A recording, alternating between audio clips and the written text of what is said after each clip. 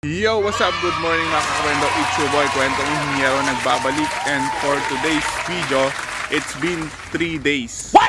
3 days nang nawala si Loco sa atin. So, ano na nga ba nabago sa loob? So, tara, tingnan natin. Samahan niyo ako mga kakwento.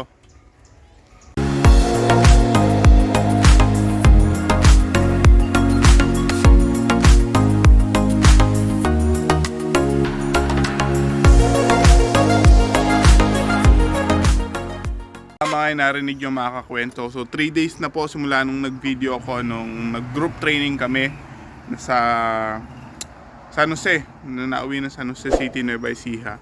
So 3 days na siyang nawawala. Bakit 3 days? Kasi sad to say mga kakwento, nung nawala sila ako, nalungkot din yata ako. Nagkasakit po ako, so nadali ko ng lagnat. So nilabnat ako eh. Kaya hindi ako nakapag-video for about 3 days. Pero ginagawa ko pa din yung minimal na ginagawa ko sa mga ibon, pakain, tapos linis. Pero pag-video hindi masyado kasi hindi ko naman may edit din. So yun. So ito, papakita ko sa inyo yung loop ngayon. At sakto maglilinis ako, so mag-open loop tayo. Let's go! Mga kakwento, si Loca, malungkot pa din siya. Palagi siyang nagpupunta dito. Siguro tas nakatingin sa malayo. Siguro naabangan yung kanyang partner. Matagal kasi sila nagsama niyan eh. So yan, si Cole, tatlo nating bata. So yan, mag-open loop ako. So maglilipad-lipad yung mga yan, tapos maglilinis ulit ako ng loop.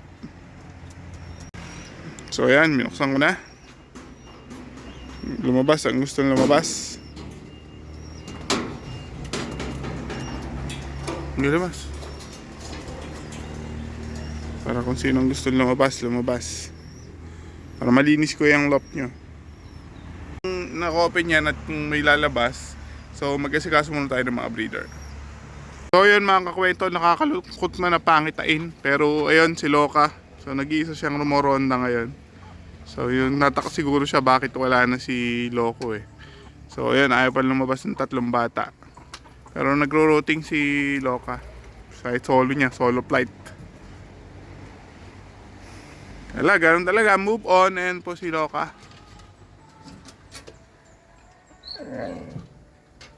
Moving on kasi meron pa tayong mga dapat ihanda.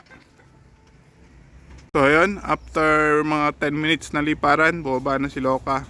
So mabilis siyang bumaba ngayon, nalang kasabay eh. Kasi hindi pa lumilipad yung mga bata. And si Sher. Tapos si B1. Si B2 sa loob, ayaw po lumabas.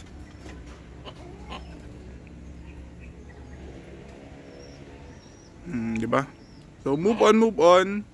Meron pa tayong pang dalawa. Si Loco at si Sher, magkaano po yan, magka-season. So parehas ko silang lilipad ng north ng summer. So sa JPRC nga lang na group. Okay? A few moments later. So ayun mga kakwento, so malinis na. So magpapakain na din tayo ng mga breeder. Hapya. Uy, lalaki na nila. So ayun mga kakwento, kumakain na sila. Total, kumakain na to. Napansin ko, yung anak ni 443 sa ni 95 is malalaki na. So susuksukan na natin sila ng special ring ng JPRC kasi ganito lang kalaki dapat yun eh, kasi may internal ring yun eh. So papakita ko sa inyo paano magsuksok pagka merong internal. Ito yung ring ng so ito yung ring ng JPRC 2024. So South Derby race. So South Derby 3 million challenge. Kasi ang prize pool po ng South is JPRC is 3 million. So ito yung susuksok natin doon sa anak ni 443 saka si 95. So ano yung sinasabi kong ma-internal? Kasi may solusyon yung JPRC sa mga naggagato. So isang form po yun ng banduruya. So tinatanggal. So ito, ganyan siya. So may internal ring siya sa loob para maiwasang magpaggato yung mga banduruya. Okay, so susuksok natin. Kakwento, ito yung anak ni 443 sa kasi 95, so medyo malaki na. So kapag magsusuksok kayo ng mga internal ring, unahin nyo yung ring talaga. So kapag ito lang, maluwag pa to. So matatanggal pa to. Pero ang catch doon, ito kasing internal. Yan, yung internal natin. Mahigpit na to pag ganito kalaki. Ayan, so shoot natin. Una yung walang nip, walang edge.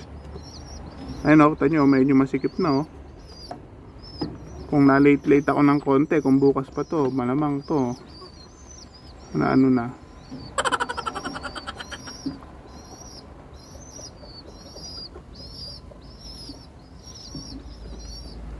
So kailangan natin ng ano, kailangan ko ng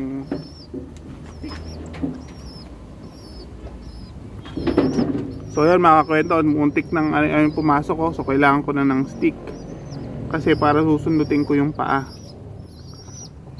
yung isa niyang paa para mahila ko. Ayun so ayan mga kakwento, pakita ko sa inyo, nakasuksok na siya, so may internal na yan. So one down.